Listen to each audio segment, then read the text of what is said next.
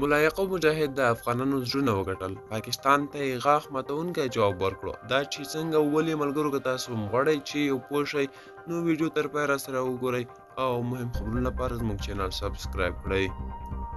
د طالبانو دفاع وزارت د پاکستان کورنیو چارو وزیر څرګندونې پارونکې وبللې.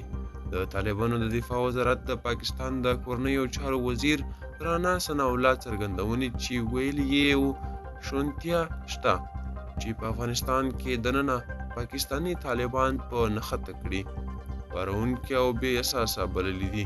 د طالبانو د ملي دفاع وزارت لخوا په خپره شوې خبرپاڼه کې په افغانستان کې د پاکستاني طالبانو شتون رد شوی او په وینا یې د طالبانو مرکزونه په یاد هیواد پاکستان کې موجود دي.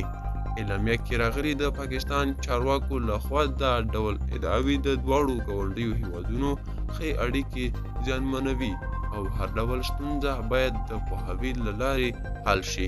طالبانو په اعلامیه کې د خپل هیواد د ځمکنۍ بشپړتیا او خپلواکۍ د دفاع ټټر وهلی او وایي موږ د خپل هیواد د دفاع ښه تجربه لرو.